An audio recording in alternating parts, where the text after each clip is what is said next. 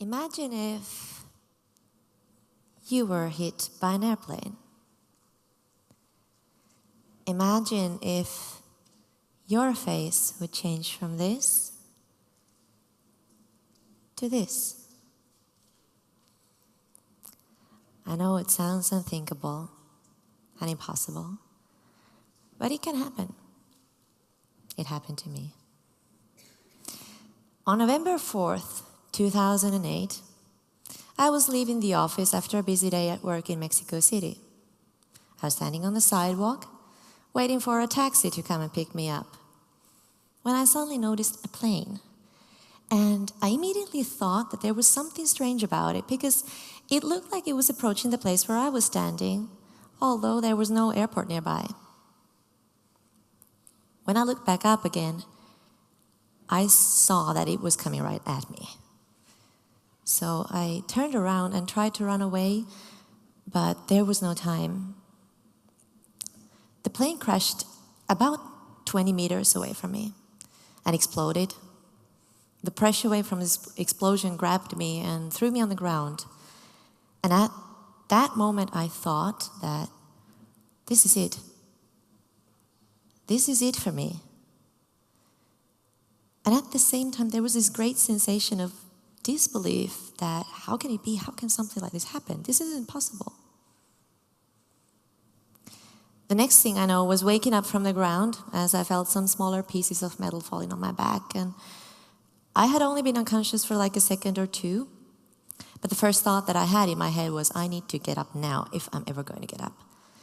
So I got up and started walking away from the scene of the accident, which was just chaotic. There were cars around me exploding, all the trees were on fire, and I just needed to get out of there quickly. So I screamed for help, and finally somebody did come to help me walk to the other side of the block, called for an ambulance. And while I was sitting there on the ground and waiting for the ambulance to arrive, I didn't feel that much pain at that moment just yet because of the shock and adrenaline. But there was a lady who walked past me, and she stopped and looked at me and said, "Oh my God, is that a man or a woman?" And that made me realize that this is bad, really bad. And I wasn't sure if I wanted to live, if you couldn't even tell whether I'm a man or a woman. I woke up at the ICU of a private hospital the following day, and I was trying to open my eyes when I heard my mom's voice. She was there by my bed, and she said, "You were in an accident, but you're now in a hospital. Don't worry, you'll be fine. They'll take good care of you. Just don't try to open your eyes because they're so swollen." I was covered in bandages from head to toe and intubated, so I couldn't talk. And even though we knew that it was serious and that my state was critical, we still had no idea how much this would affect all our lives and how long a journey we would have ahead of us. At least I wasn't too worried. Then again, I was quite heavily drugged, so I might have been the only one. It became clear quite early on that my injuries were so severe that they couldn't take care of me in Mexico, so I needed to be transferred to a burn unit in Parkland Memorial in Dallas. And it was there when it started to dawn upon us bit by bit that this was going to be a huge battle, both physically and emotionally. I had burned about 40% of my body. Roughly 25% were deep second degree and third degree burns. I had burned my face, my arms, my hands, my lower back and my waist, my right thigh, and my both legs. I didn't have any strength left in my muscles. I was sitting on the side of my bed and did not know which muscles to move in order to stand up. So I needed to learn pretty much everything from the beginning. How to walk the stairs. I didn't have any strength in my hands either. I couldn't hold a fork. Needed assistance pretty much with all these everyday tasks. And it took a really long time too. It took me 9 months before I was able to make a fist with my hands. And over a year before I had the strength to open a bottle of water. to describe the pain from burns, well, it really goes only by saying that no amount of morphine helps. It's quite excruciating. And the daily changes of bandages were the worst because the nurses would need to scrub my wounds with a cloth in order to clean them and help them heal. And once the healing process started, that's also when the scarring and the itching starts. And that alone is enough to drive you crazy. So to prevent the extreme scarring and the itching, I would have to wear a mask on my face and a full body, tailor-made, extremely tight pressure garment all over my body, that is, 23 hours a day for over a year. Luckily, they had already come up with the fashion of wearing a pair of leggings with your tunic, so it made my summer at least a bit easier. But the hardest part, it wasn't the physical part. It was the emotional part. You see, when I looked at myself in the mirror for the first time, I didn't recognize myself. I did not recognize that face to be mine. And I realized that I would never look the same again. I would never see that familiar face again that I was used to seeing. And it's a big part of your identity and kind of hard to accept too. When they finally transferred me to Finland to a hospital, they needed to shave off my hair in order to take skin grafts from my scalp for my face. That's the first time when I really, really cried about what had happened to me 2 months after the accident. And it seems kind of funny now because that's like the easiest part to fix, right? The hair grows back on its own. It doesn't take 20 surgeries. But that was the last bit that I had left of me, the old me. And even that was taken away from me. So there I was, a 29-year-old woman. And actually from that picture, you would not know whether that's a man or a woman if it wasn't for maybe the pink sweater that I'm wearing. Now, I know that some of you might be thinking that, oh gosh, if that happened to me, I would not make it. Well, you know what? You're wrong. See, what I want you to know is that I am not exceptional. I am not exceptionally brave. I am not exceptionally resilient. And I am not exceptionally positive or optimistic. What happened to me was exceptional. It's not everyday planes crash in the middle of the city, or that you survive from something like that. But there are millions of people everywhere, every day, struggling with all kinds of adversities, all kinds of tragedies and trauma, and they survive. They get back up on their feet and continue their lives. They find joy, happiness, and things to be grateful for. Yes, there are also people who do fall and never get back up again. Post-traumatic growth is not an automation, but it's neither an exception. You see, when I was lying in the hospital, not recognizing myself, I started thinking that if that person that I see in the mirror is not me, then who is me and what is me?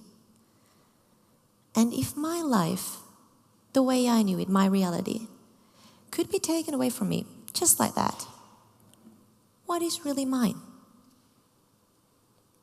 I came to the conclusion that the only thing that is really ours in this world, 100% ours, that nobody can take away from us, are our thoughts. Others might try to influence your thoughts, but it's still you, always, doing the thinking. And there I was, standing in the bottom of that deep hole, trying to find my way back up again. And I had a choice. I could think of myself either as a victim or as a survivor. There's no right or wrong here, just two choices. I would have had plenty of opportunities to choose the role of the victim, feel sorry for myself. But I figured that by choosing that, I would only be digging that hole even deeper for myself and making my life even more miserable. And I was alive, so I might just as well continue living. Looking at your life or your situation or yourself through the lenses of a survivor makes a big difference in how you feel. It gives you hope, even when you don't know where you're going. It helps you to see a plan B. I had no idea of what my life would be like and where I might be headed for, but I had hope that it would all be better at some point. And that made me believe in myself. Now, it wasn't always easy, of course. There were moments of deep sadness, feeling sorry for myself, feeling depressed and desperate. But there is one thought that has sort of stuck with me ever since. And it was shared to me by a very wise Finnish lady, whom I appreciate greatly. She happened to be working as a hospital priest at the Children's Hospital next to Parkland in Dallas. And she was of tremendous support, both for me and my family, and she would visit us from time to time in the hospital. And one day, sorry, I thought I changed my slide, but well, you already heard that. One day, she was there next to me and we started talking about my thoughts related to what had happened. And she said, you know how the Chinese bird cages have their door open all the time so that the birds can freely fly in and out as they please? Well, you could think of your mind as that kind of a Chinese bird cage. And your thoughts and feelings, they are the birds that can fly in, but that may also fly out. It's okay to be sad. It's okay to feel depressed and sorry for yourself. But it's also okay to let go of those emotions and give space to joy and happiness and gratitude, because they are there too. The human mind is amazing. It's truly amazing how adaptive it can be and what kind of a resource it is. And it's a resource that we all have. Everyone is challenged in life at some point in one way or another. Those are the times when we have a chance to learn something truly fundamental, either about ourselves or life in general. And I'm not saying that everything that happens automatically has a meaning. No. We create the meaning through those stories that we keep telling to ourselves about ourselves. And it might not always be the story that you intended to tell in the beginning, or the one that you would have chosen for yourself. But don't the best stories often tend to have a good twist in their plots? We have that ability. Social psychologist Daniel Gilbert explains this really well in his book Stumbling on Happiness. We have what he calls an impact bias, meaning that we tend to overestimate the impact of negative and traumatic life events But our brain has the ability to create a positive outlook and happiness even in such an inescapable situation.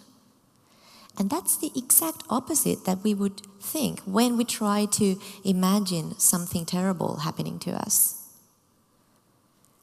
It's a defense mechanism that we all have.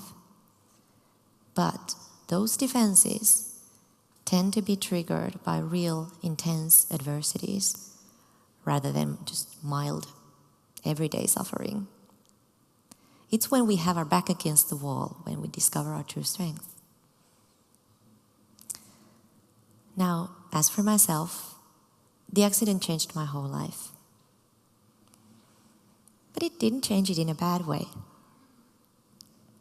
It has involved a lot of struggle, yes, but I still wouldn't change anything because it's brought me also so many good things. It's shown me my true strength, and that has given me courage to live the kind of life that I want to live. It's taken me to a path of life that I wouldn't have discovered otherwise. And it's shown me many things to be grateful for. So now, to conclude, if I could influence your thoughts, I would ask you to imagine that you're so much stronger than you think you are. Because you are.